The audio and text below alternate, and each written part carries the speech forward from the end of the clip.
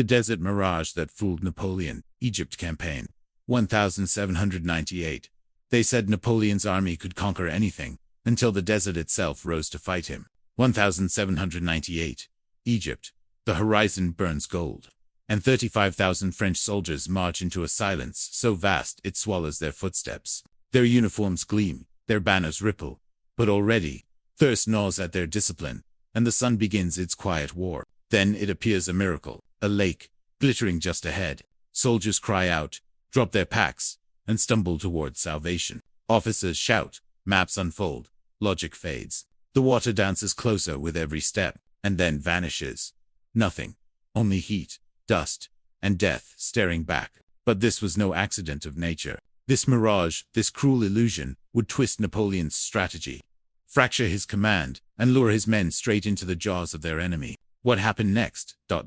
No historian expected, because beneath that shimmering lie, history itself changed course. Before we march deeper into the sands of deception and ambition, make sure you subscribe, like, and comment your favorite ancient battle below. You're about to witness the truth behind the mirage that fooled one of the greatest generals in history.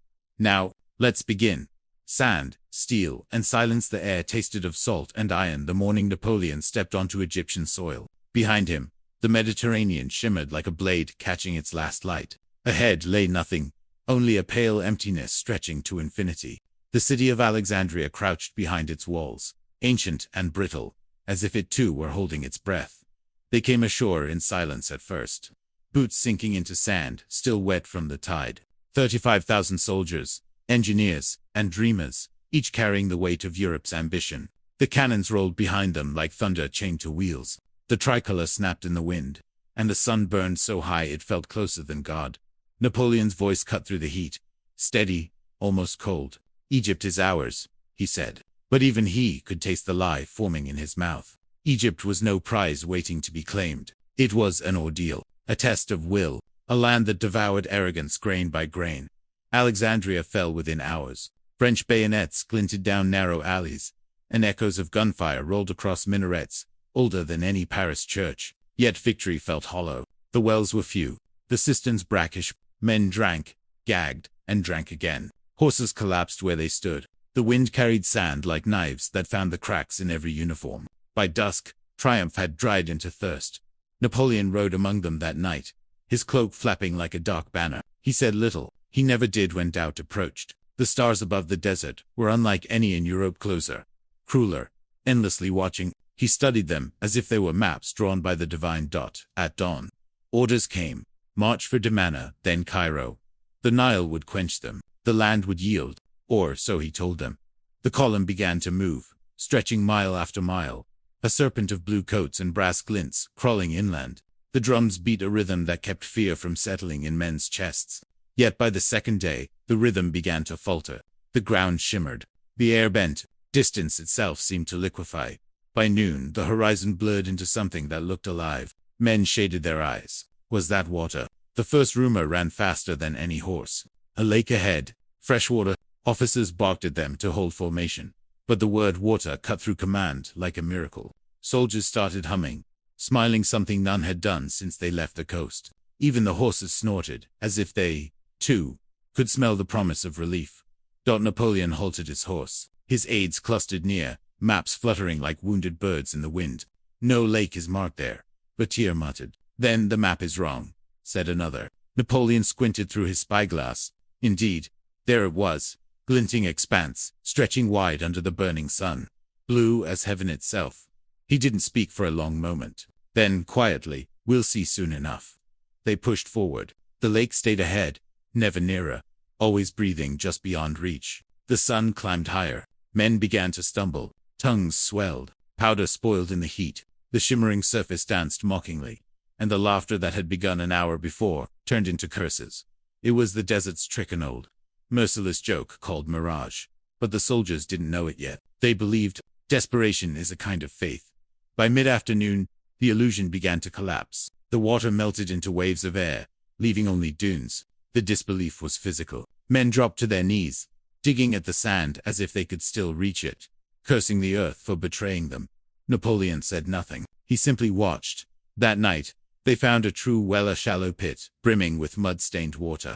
Men crowded it like pilgrims at a shrine. They drank, laughed, cried. A drummer boy filled his tin cup and stared at his reflection trembling on the surface. For the first time, he saw his face properly. Cracked lips, eyes rimmed in red. A boy turning to bone. Napoleon stood apart, the stars sharp enough to draw blood. The desert, he whispered to himself, teaches quicker than war. By the fourth day, new enemies appeared, less Mirage, more man. Bands of Bedouin scouts hovered at the edges, ghosts in flowing white, always just out of musket range. They struck at stragglers, vanished before pursuit. It was war, by echo and shadow. Napoleon ordered tighter formations, stricter marches. The army obeyed, but something inside their faith began to crack. The desert had shown them it could land. They feared its next trick. Then came the first real blow. A messenger arrived half dead from thirst, carrying a scrap of intelligence. The Mamluk leader Murad Bey was assembling cavalry. Thousands of riders armed with curved sabers and the arrogance of centuries. They were waiting near the Nile, watching, biding their time. The French were already exhausted. If Murad struck before they reached water, it would be a massacre. Napoleon gathered his generals that night. Around their small fire, sparks rose and vanished like stars consumed by darkness. He spoke quietly, but each word struck like a hammer. "Gentlemen," he said, "we are not fighting men. We are fighting belief. The mirage, the heat, the unseen enemy they test, who commands the mind." Outside the circle, the wind began to sing through the dunes, carrying whispers that could have been voices. Soldiers huddled together, eyes wide. Some said they saw lights moving on the horizon. Some swore it was water again. Others muttered it was the spirits of the desert itself, mocking them by dawn. One battalion had wandered off course, 20 men missing. The first were found buried to their waists in sand, still clutching canteens, faces twisted as if they had died mid-play. The rest were gone without a trace. But fate had something else planned. On the fifth day, the Mirage returned, but not where they expected. Ahead lay a glittering expanse, smaller, nearer. Napoleon's officers hesitated. He smiled slightly, though the expression never reached his eyes. "Let it be," he said. "If the desert wishes to paint illusions, let it paint. We have real battles yet to fight." They marched around it, refusing to chase the phantom again. That decision saved them hours and, perhaps their lives, for beyond the dunes waited something far less forgiving than a trick of light. At sunset, scouts returned, breathless. Murad Bey's cavalry was moving fast, like a storm over the horizon. 2,000 riders, their armor flashing like molten gold under the dying sun. The Mirage, it seemed, had done its job. It had slowed the French just enough for the Mamluks to prepare an ambush. Napoleon looked east, eyes narrowed, lips pressed thin. "The desert and Murad conspire together," he murmured. "Then we'll answer them both in one day." That night, the French made camp among the dunes. Fires burned low, men cleaning muskets with hands that trembled from exhaustion. Somewhere far off, drums echoed. Mamluk war drums, heavy and slow, announcing their presence like approaching thunder. The ground seemed to vibrate with it. Napoleon walked alone beyond the perimeter, sand whispering under his boots. He gazed at the horizon where heat met darkness, where illusions were born. "Tomorrow," he said quietly to himself, "they will learn that vision can be deadlier than steel." The wind answered with a dry hiss, sweeping over the camp like a breath from another world. And when dawn came, the Mirage returned, one last time, brighter, crueler, almost divine. Except this time, it wasn't water they saw. It was movement. It was riders. Thousands of them. What happened next? No historian expected. The lake that wasn't there, they saw at first as a shimmer. Then it moved. The Mirage, bright as molten glass, began to twist. Inside the heat stance came shape, the slow pulse of something alive. A dark tide rolling toward them, hoofbeats lost in the hiss of sand. Men shaded their eyes and froze. What they thought was water was cavalry. Thousands of them, for a heartbeat. No one spoke. Then the desert broke into thunder. Murad Bey's riders, silk banners trailing, scimitars gleaming, exploded out of the haze. The sun hit their armor and scattered fire across the dunes. The French lines jolted to life, drums beating, orders cutting through the roar. "Form squares, hold the ranks."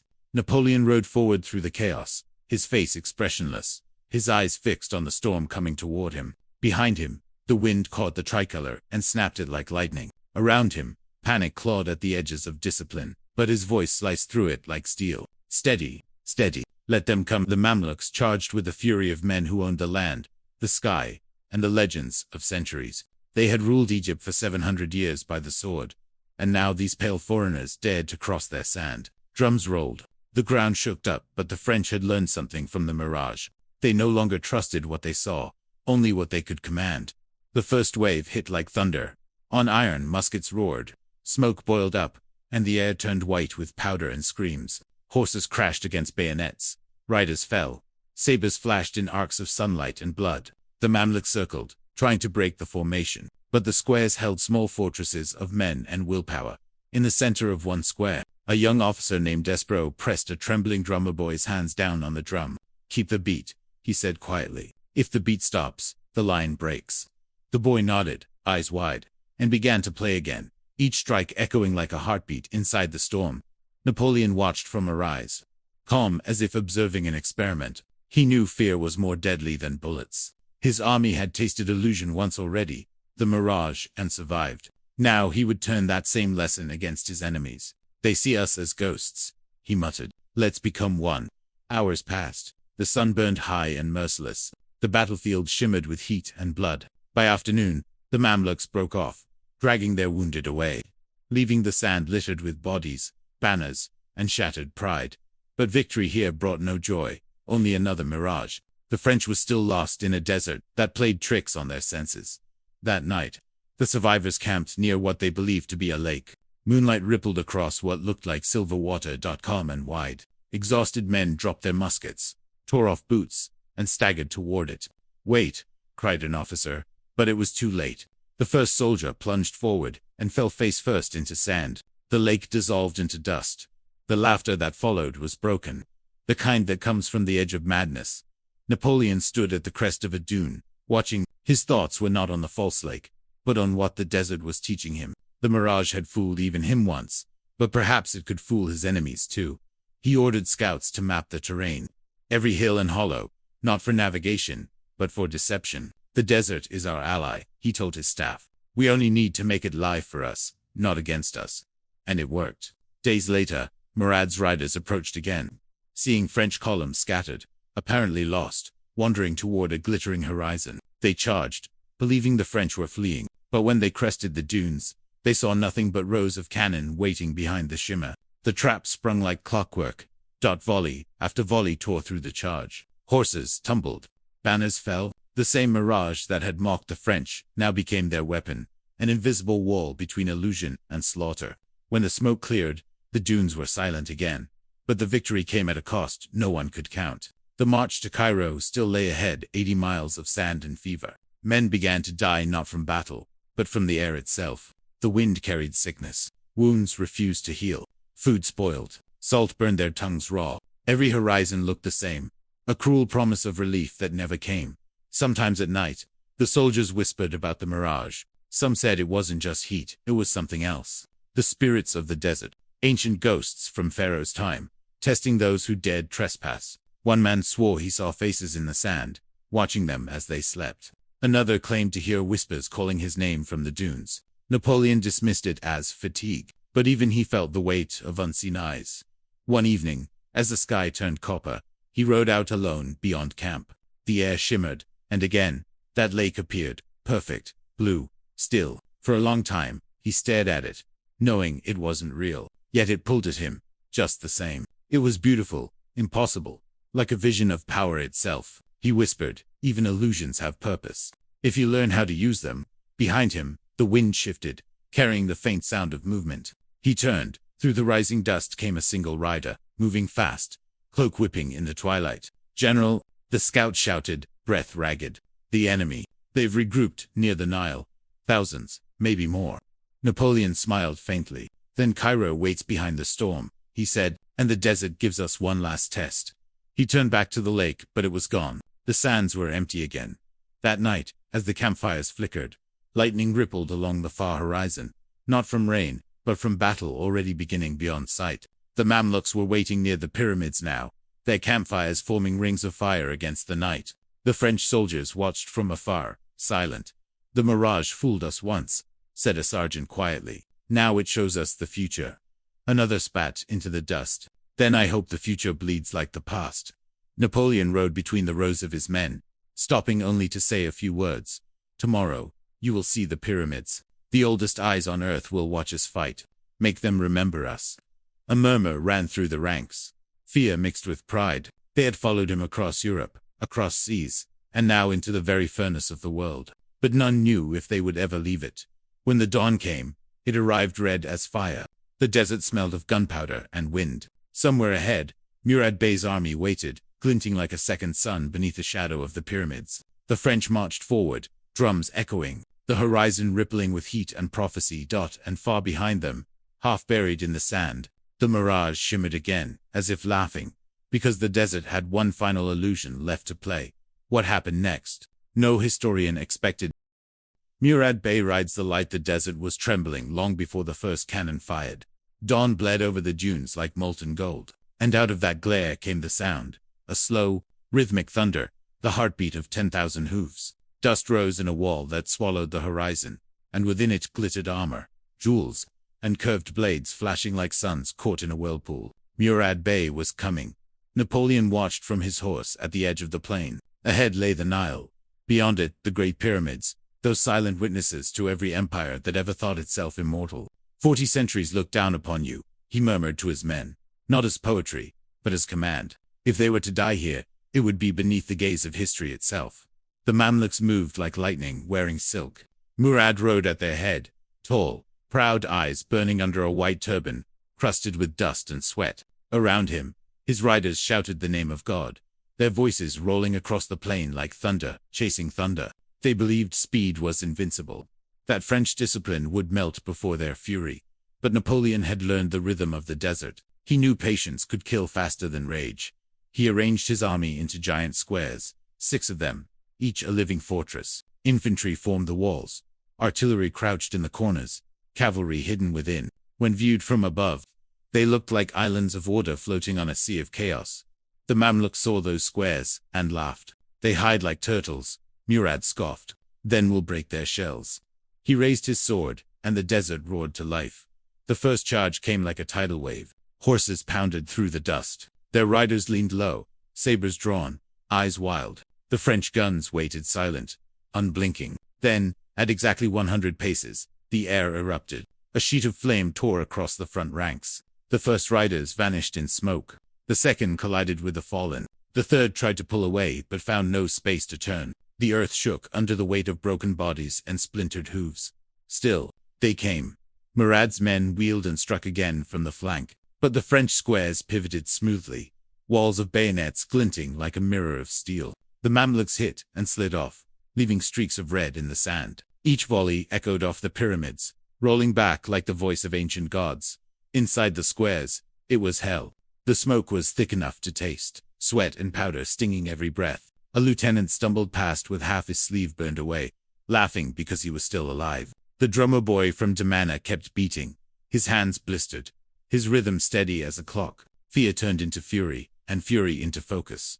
But outside, Murad Bey refused to yield. He wheeled his horse and signaled the reserve, 1,000 elite riders. Their armor blackened with soot, their scimitars drawn high. "Follow me," he cried. "We will drown them in our dust." They charged once more. The horizon blurred. The mirage rose again, shimmering over the battlefield like a ghost lake. For a moment, both sides saw reflections, water, green palms, salvation. Some men faltered, blinking against the illusion. Napoleon saw it too, understood instantly, and turned it to his advantage. "Now," he shouted. Artillery roared in unison. The cannonballs skipped across the sand like stones on a pond, except the pond was the mirage itself. And when it shattered, it took the enemy with it. The Mamluk center collapsed. Horses screamed, riders tumbled. The French cavalry surged forward, sabers flashing, their charge cutting through the dust like lightning through storm clouds. The desert, which had deceived them for weeks, now betrayed their enemies. By noon, the battle was decided. Murad Bey's forces scattered toward the Nile, leaving the field strewn with silk, steel, and silence. The pyramids stood unchanged, watching as if they had seen this all before, which in some way they had. Napoleon rode slowly among the fallen. Flies had already begun their work. He dismounted near a dying Mamluk officer, whose eyes were open but already glassed over. The man whispered something, a prayer, perhaps, or a curse. Napoleon leaned closer and heard the words, "The desert remembers." He straightened, said nothing. Around him, the smoke thinned, revealing the Mirage one last time. Faint, wavering, almost tender, it hovered above the dead, as if reluctant to leave. By evening, Cairo's gates stood open. The people watched in silence as the French entered, drums low, flags heavy with dust. The Nile glowed red in the sunset. Murad Bey had vanished into the south, his legend still alive, waiting. That night, the generals celebrated, wine, laughter, the kind that hides exhaustion. But Napoleon sat apart, staring at the dark beyond the window. "We won the field," he said quietly, "but not the land." He understood something his officers did not. The Mirage wasn't gone. It had simply changed shape. Outside, a wind rose, whispering across the city's rooftops, carrying grains of sand that glittered like embers. In them, the desert's reflection flickered again, patient, eternal, waiting for its next illusion. And somewhere far to the south, Murad Bey stood on a ridge above the Nile, watching the fires of Cairo in the distance. His sword still dripped blood. He turned to his men and said, "The French think they have conquered Egypt. Let them drink their victory. Tomorrow, the desert will take it back." Lightning flared behind him, dry lightning, without rain, and for a moment his shadow stretched enormous across the dunes, like a ghost riding the light. The Mirage shimmered once more between them both, between conqueror and conquered, and no one could tell which side it favored. What happened next? No historian expected. The day the pyramids watched, the sun rose red, not soft, not warm, but violent, the kind of dawn that doesn't wake you, it warns you. Napoleon sat his horse at the edge of the desert plain, staring at three ancient shapes jutting from the horizon. The pyramids, 4,000 years of stone, older than the gods of Rome, watching in silence as men once again prepared to gamble their lives for glory. Around him stretched the French army, dusty, lean, and hollow. These were not the same men who had landed at Alexandria. The Mirage had burned something out of them. What remained was harder, quieter, the kind of resolve that no illusion could fool again. Across the plain, Murad Bey's camp blazed with color, banners of green and gold snapping in the morning wind, trumpets wailing like the call of war itself. 2,000 Mamluk riders shone beneath the sun, their armor studded with gems, their horses draped in silk. It was not just an army, it was a parade of pride. Napoleon watched them form ranks. His officers waited for orders, tense as bowstrings. He didn't move. He just raised his hand and pointed toward the pyramids. "Soldiers," he said, his voice carrying through the desert like the first line of a prophecy. "Remember, 40 centuries look down upon you today." For a moment, even the wind stopped. Men who had doubted, men who had cursed the heat and the thirst, straightened their backs. The words wrapped around them like armor. Then came the drums. The Mamluks charged first, the ground trembling under the weight of their fury. Their hooves struck sparks. The air itself seemed to break. Dust swallowed the horizon as they rushed toward the French line. A living wave of speed and gold. Napoleon waited until they were close enough that he could see the whites of their eyes. Then he turned, calm as ever, and gave the signal. Formed the squares. 6 human fortresses locked into place, bayonets glittering in perfect geometry. The artillery crouched at the corners like predators waiting to strike. The first wave hit, and the world exploded. Smoke boiled upward. The air filled with metal and screams. Cannonballs tore through ranks of riders. Muskets roared like storms. Still, the Mamluks came, fearless, reckless, magnificent. They rode into walls of fire and refused to stop. Some broke through, slashing with curved blades, faces wild with faith. Others fell beneath the hooves of their own brothers. Napoleon rode the line, shouting orders, his voice cold steel amid chaos. "Steady, don't waste a shot. Remember what the Mirage taught you, believe nothing until it bleeds." Inside one of the squares, Lieutenant Despro fired his last round, smoke stinging his eyes. Around him, men coughed, shouted, reloaded. The drummer boy, the same one who had almost died of thirst on the march, beat the rhythm of survival. Each strike echoed through the smoke, a heartbeat of defiance. Murad Bey watched the slaughter from a dune, disbelief twisting across his face. His world, the world of swift chargers and invincible horsemen, was dying before his eyes. He spurred his horse forward, determined to shatter the French formation himself. He led the next charge personally. His scimitar gleamed as he plunged into the storm. Cannon fire ripped past, shredding silk and bone alike. A shell burst near him, and his horse reared, screaming, its chest torn open. Murad hit the sand, rolled, and came up fighting, blood streaking his face, rage turning him into something elemental. For a heartbeat, the Mirage returned, the shimmer of air-bending light and death together. Through it, Murad saw the pyramids flicker, as if they were burning. He blinked, and suddenly Napoleon was there, a dark figure framed by smoke and fire, his sword raised, his eyes cold as the desert night. Their gazes met, two worlds, 2 centuries colliding. Napoleon lifted his saber in salute, almost respectfully, and the cannons fired again. The earth itself seemed to roar. When the smoke cleared, Murad was gone. By noon, it was over. The plain lay covered in wreckage, shattered sabers, torn banners, the smell of blood cooking in the sun. The Mamluk army had ceased to exist. The French stood in silence. No cheers, no victory cries, just exhaustion and disbelief that they were still breathing. Even the pyramids seemed to lean closer, as if acknowledging the cost of what they'd witnessed. Napoleon dismounted and walked among the dead. He stopped beside a fallen Mamluk, a young man whose jeweled armor glittered faintly in the heat. The general knelt, brushed sand from the man's face, and whispered, "You were brave, too brave for this age." Then he turned to his aides. "Bury them," he said. "All of them. The desert will remember, but we should not forget." That evening, the Nile turned crimson with the runoff from the field. The French washed their wounds in water that looked like blood. Cairo waited just beyond the river, silent, uneasy, watching through veils. They had heard the battle all day. They knew who had won. As night fell, Napoleon climbed a small rise to look back. The pyramids loomed black against the stars, vast and unmoving. For a moment, he imagined they were judging him. 4,000 years of empires, kings, and gods, and now his name among them. But even in victory, the desert whispered. The wind slid through the dunes with the sound of whispers and sighs, as if murmuring secrets he wasn't meant to hear. He turned toward the horizon, a faint shimmer, flickering like distant fire. Another mirage, or perhaps something else. Behind him, Cairo's lights twinkled. Ahead, darkness rippled. Between them stretched a silence older than civilization itself. He breathed in, slowly. "We have conquered Egypt," he said softly. "But can we conquer what we don't understand?" The wind answered with a hiss, the same sound that had haunted his march since Alexandria. Somewhere deep in that sound, he thought he heard laughter. It wasn't victory's laughter, it was the desert's. And as the night deepened, the mirage shimmered again along the dunes, faint, ghost-like, forming the shape of riders galloping endlessly toward the horizon. Murad's men, or their shadows, perhaps illusions, perhaps memories. No one could tell anymore. Napoleon turned away, eyes cold. "Tomorrow," he whispered, "we begin ruling a land that does not wish to be ruled." The pyramids stood silent, patient, eternal. They had watched kings rise and fall. Now they watched him. What happened next? No historian expected. After the shimmer silence, that was all that remained after the roar. The guns had quieted.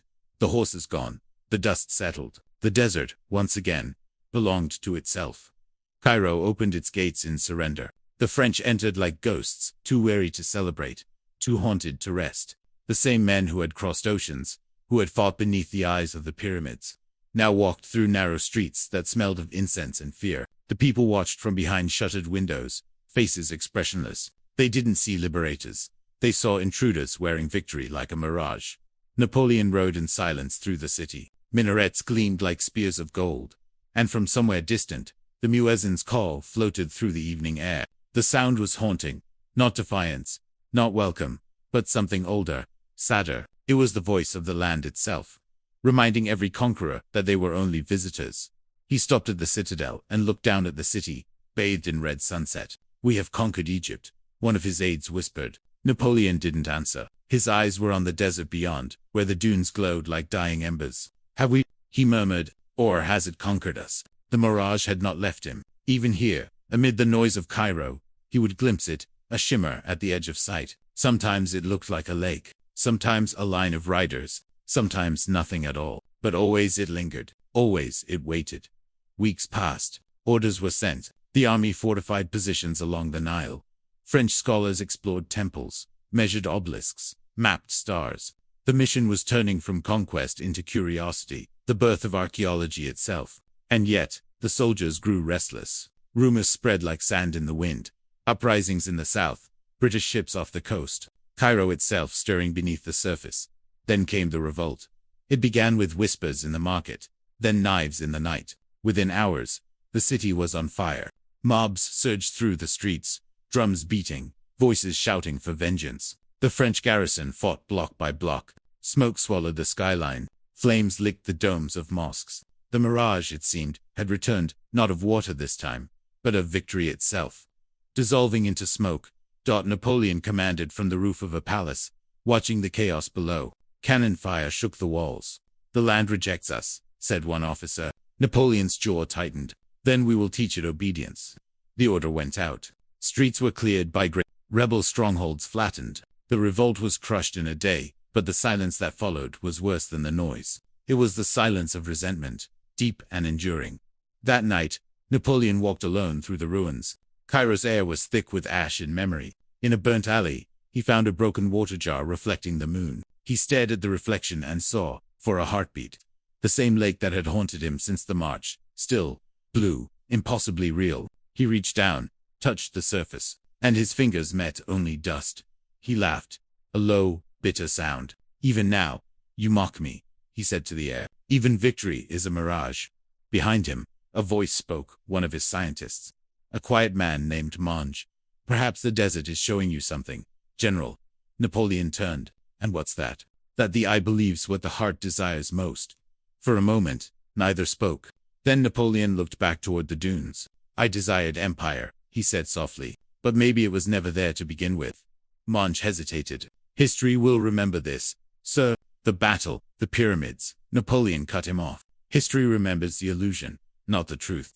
He walked to the edge of the terrace, staring out where the desert met the stars. Somewhere beyond that horizon lay France, his empire waiting, his destiny unfinished. But between him and home now stretched the same shimmer that had once fooled his army. It flickered, almost inviting. Most people never knew this detail. Napoleon whispered, half to himself. "The greatest battle I fought in Egypt wasn't against the Mamluks, it was against what I saw." He closed his eyes. The sound of the desert wind filled the night. Soft, steady, endless. Months later, news came like a blade in the dark. Admiral Nelson's fleet had annihilated the French ships at Abukir Bay. The army was stranded. Egypt had become a golden cage. And in that moment, the Mirage revealed its final cruelty. It hadn't just fooled the soldiers, it had fooled him. His dream of empire was water on the horizon. He gathered his officers in secret. "We return to France," he said. "Our purpose here is finished." No one argued. They knew what he meant. Egypt had taught him what ambition costs.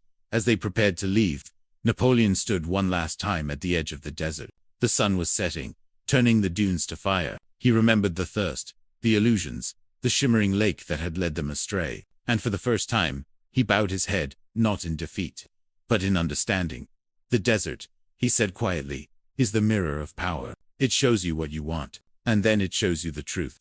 The wind rose, carrying sand that shimmered in the dying light. For a heartbeat, he saw movement figures walking through the dunes, soldiers, riders, banners, the ghosts of both armies, marching together into eternity. He didn't blink. He let them fade as night fell. The pyramids darkened, their edges swallowed by shadow. The stars emerged, the same stars that had guided Pharaoh's conquerors, and now a general who would one day crown himself emperor. But even as the constellations burned above him, the Mirage danced faintly at the edge of sight, refusing to die because the desert remembers.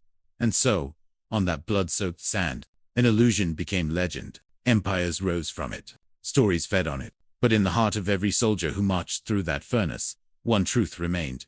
They didn't fight for glory. They fought because they had no choice. And somewhere in the heat and silence of Egypt, the Mirage still waits, shimmering, eternal, whispering to the next dreamer who dares to follow it. The end, the desert mirage that fooled Napoleon.